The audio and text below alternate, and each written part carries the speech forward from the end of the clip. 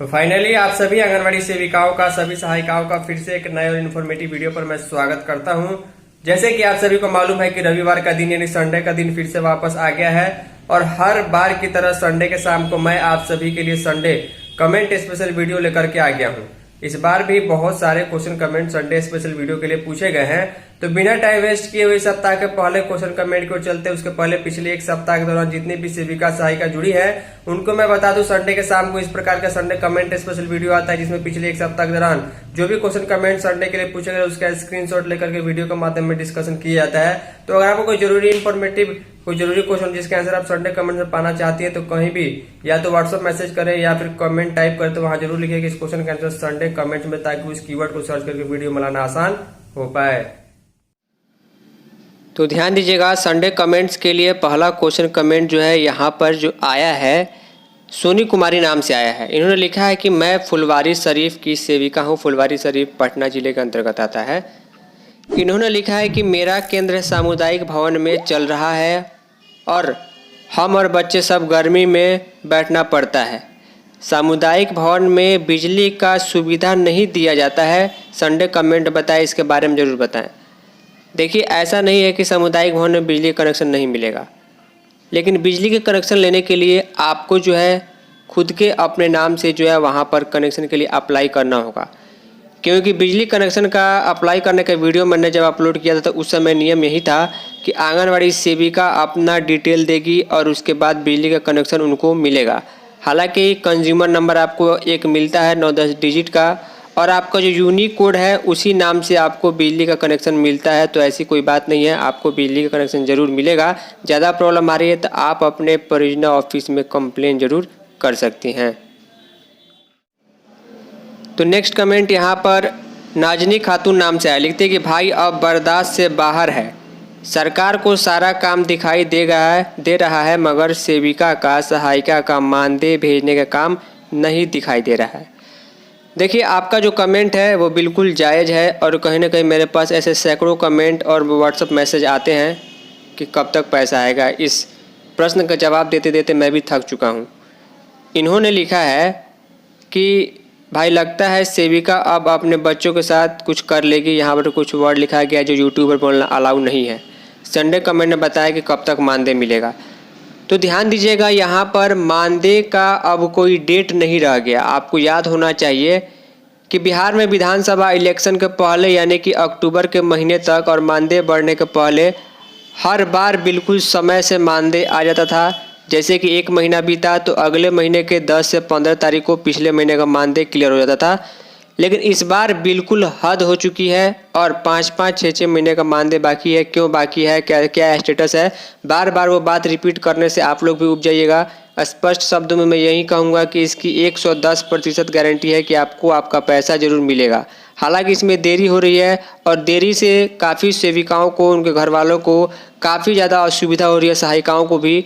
तो सरकार को इस पर जल्द से जल्द ध्यान देना चाहिए। हालांकि इसकी मांग कई जिलों परियोजनाओं में यूनियन के द्वारा भी उठाई जा रही है। उम्मीद है कि पैसा इस महीने में आ सकता है। तो नेक्स्ट कमेंट यहाँ पर शशि पासवान नाम से आया है। लिखते हैं कि अतुल जी, मोबाइल का पैसा कब आएगा? बिहार मैनाटार, प्लीज़ माई कमेंट स्पीक। ठीक इसी के रिलेटेड एक और कमेंट यहाँ पर आया है राज नारायण पासवान नाम से कि मोबाइल का पैसा सरकार दिया नहीं है तो अब रुपया कहाँ से देगी। इसके अलावा चंदन कुमार जी ने लिखा है कि मोबाइल का 10,000 रुपया मिल में नहीं किया, अब घंटा मिलेगा क्या। ठीक इसी के संबंध में यहाँ पर लिखा गया है रणविजय कुमार के नाम से कि स्कीम तो बहुत आ रहा है बट हो कुछ नहीं रहा है, सिर्फ लेटर इशू हो रहा है और कुछ दिन बाद कहा जा रहा है कि कुछ पता ही नहीं चल रहा, सिर्फ काम चलाइए। और आज तक जिस मोबाइल का सारा काम जिस मोबाइल से होता है उस मोबाइल का पैसा भी नहीं मिला है या फिर मोबाइल भी नहीं मिला है। तो ध्यान दीजिएगा, मोबाइल के बारे में हम आपको शुरू से लेकर लास्ट तक की जो अपडेट है, जो जानकारी है वो याद दिला दें। और ऐसा नहीं है कि सरकार ने कह दिया या फिर उसके बारे में नोटिस आ गया और पैसा नहीं मिलेगा या मोबाइल नहीं मिलेगा, ऐसा नहीं है। मैंने कहा है कि वो मिलेगा ज़रूर। अब कन्फ्यूजन ये है कि क्या पैसा मिलेगा खरीदने के लिए, मोबाइल मिलेगा, इसकी बात की गारंटी होनी चाहिए। हालांकि इसमें देरी निश्चित तौर पर हो रही है। देखिए, नए मोबाइल के संबंध में जो सूचना मिली थी आज से लगभग 9 से 10-11 महीने पहले लगभग जो है अगस्त सितंबर माफ़ कीजिएगा जुलाई अगस्त के महीने में जो है वर्ष 2025 में विधानसभा इलेक्शन के पहले सूचना आई थी, न्यूज़पेपर में भी खबर आई थी कि 11,000 रुपये में सेविकाओं को मोबाइल खरीदने के लिए दिया जाएगा। अब देखिए उस समय से ही हम लोग वेट कर रहे हैं और सब चीज़ करते करते अभी तक कैबिनेट में जो ये चीज़ें पास नहीं हुई, इसका दुख है। नीतीश कुमार जी बिहार को छोड़ करके चले गए, नए मुख्यमंत्री आए, इलेक्शन हुआ, सारी चीज़ें बदल गई। इसके बाद आपको ध्यान होना चाहिए कि 2 से 3 महीने पहले जो है ICDS की ओर से लेटर जारी किया गया था। उसमें BYOD स्कीम के तहत यानी ब्रिंग योर ऑन डिवाइस यानी आप अपना डिवाइस खुद से खरीदें, इस नियम के मुताबिक जो है मोबाइल खरीदने के संबंध में ICDS समाज कल्याण विभाग का लेटर भी जारी हुआ था कि या तो सेविका अपना मोबाइल जो है खुद से खरीद ले, पैसा उसको दिया जाएगा, या फिर मोबाइल अगर नहीं खरीद पाए तो सीधे मोबाइल ही उपलब्ध करा दिया जाएगा। 2 ऑप्शन यहाँ पर था, लेकिन दोनों ऑप्शन में कौन सा ऑप्शन अभी तक लागू हुआ इसके बारे में अभी भी कन्फ्यूजन है।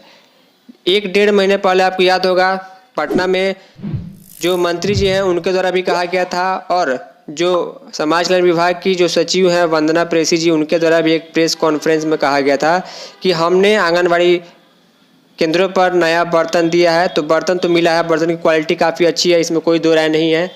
और उन्होंने ये भी कहा था कि ड्रेस जो है बच्चों को सिलाया हुआ जीविका की ओर से दिया जा रहा है, ये भी थोड़ा या कम ज़्यादा सब जगह मिल रहा है। मोबाइल के बारे में भी उन्होंने बात की थी कि बहुत जल्द हम लोग मोबाइल जो है उपलब्ध कराएंगे, लेकिन मोबाइल वाला चर्चा अभी तक रुका हुआ है और इसके बारे में कोई अपडेट नहीं आ रही है।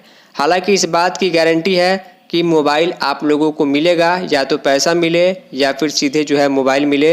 वेट करना होगा और ज़्यादा परेशान होने की ज़रूरत नहीं है। सरकार इस पर कम ध्यान दे रही है, इनको प्रायोरिटी कम दे रही है हमारे आंगनबाड़ी वर्कर्स पर, वो अलग बात है। चलिए नेक्स्ट कमेंट की ओर चलते हैं। तो ध्यान दीजिएगा, ये जो कमेंट है मनीष नाम से आया है, लिखते हैं कि अतुल भैया मई माह का THR डेट नहीं है और FRS 100% हो गया। अब पता चल रहा है कि 15 जून के तक जो है डेट आएगा मई माह का THR का। मई का तो FRS जून का होगा, इसलिए लाभार्थी को 1 महीना का THR का नुकसान हो गया ना, क्योंकि FRS मई जून का हो जाएगा तो एक ही THR होगा। तो ऐसा क्या मतलब है? देखिए आपका कमेंट मुझे ज़्यादा समझ में नहीं आ रहा है, क्योंकि आपने स्पष्ट शब्दों में समझा करके जो है कमेंट को नहीं लिखा है। देखिए मैं आपको बता दूं, ऐसा कुछ नहीं होता है। मान के चलिए कि आपको मई महीने का पैसा देरी से मिलने वाला है, मई महीने का THR भले ही जून के महीने में हो तो वो हो जाएगा, वो चल जाएगा, क्योंकि मई का THR आपने लाभार्थी के हाथ में जून में दिया है और जून में उसका डेट आया था वितरण करने के लिए। लेकिन ध्यान दीजिएगा, जो FRS का काम है, अगर मई का महीना बीत जाता है, अगर आप जून में करते हैं तो वो जून का FRS कहलाएगा। अब देखिए मई का THR भले ही जून में हो, इसीलिए हर महीने कहा जा रहा है कि हर महीने का FRS आपको उस महीने के अंत तक 100% कंप्लीट कर देना है। मई महीने का FRS अगर आपने मई के महीने के अंत तक 100% कर दिया, भले ही THR जून में वितरण हुआ, लेकिन जो लाभार्थियों को मिला वो मई का ही THR कहा जाएगा। ठीक वैसे ही अगर जून का THR वितरण करना है और जून का पैसा जैसे कि ये महीना चला लेट से आ रहा है, तो जून का FRS करने के लिए आप लोगों को आपके ऑफिस से कह दिया गया होगा कि आपको अपना 100% काम कर दीजिए, क्योंकि जून का पैसा अगर लेट से मिलेगा, THR अगर लेट से होगा तो भले ही अगले महीने वितरण होगा, लेकिन वो जून का ही कहलाएगा। और ध्यान दीजिएगा FRS की मॉनिटरिंग ऑनलाइन होती है, तो अगर FRS समय से पूरा नहीं होगा, अगले महीने आप सोचिएगा कि जब THR होगा तब करेंगे, तो अगले महीने में ऐड होगा। इस तरह जो है किसी भी महीने का गैप नहीं हो पाएगा हर महीने का।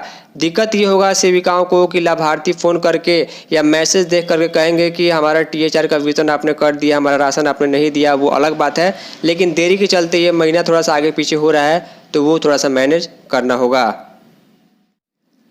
तो इस सप्ताह का सबसे लास्ट कमेंट जो है वो व्हाट्सएप के माध्यम से जो है हमें एक भाई ने पूछा है।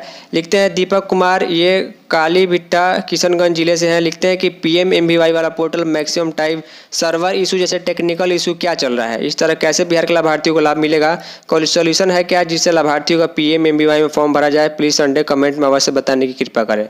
देखिए PMMBY में जब भी आप फॉर्म भरने जाइएगा और जैसे ही लाभार्थियों का आधार नंबर, उसका नाम डाल करके, डेट ऑफ बर्थ डाल करके जैसे ही वेरीफाई थ्रू पोषण ट्रैकर जो ग्रीन वाला बटन आता है उस पर क्लिक कीजिएगा, आपका डाटा जो है पूरा गायब हो जाता है। ये एक दो के साथ नहीं, सबके साथ हो रहा है। तो ये वेबसाइट में सर्वर की प्रॉब्लम चल रही है। हालांकि ये हमेशा नहीं रहती है, आपको 1-2 घंटे पर ट्राई करना होगा, सुबह में या रात में ट्राई कीजिए, निश्चित तौर पर फॉर्म भरा जाता है।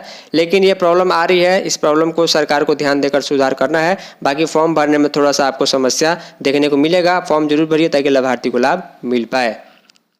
तो फाइनली इस सप्ताह के संडे कमेंट स्पेशल वीडियो में इतना ही। उम्मीद करता हूँ जो भी क्वेश्चंस कमेंट मैंने आप सभी के साथ डिस्कस किए हैं उससे आप लोगों को भी कुछ न कुछ जानने, सीखने, समझने को मिला होगा। इसके अलावा बहुत सारे क्वेश्चन एक जैसे होते हैं, कॉमन होते हैं, तो सबको कवर कर पाना पॉसिबल नहीं है।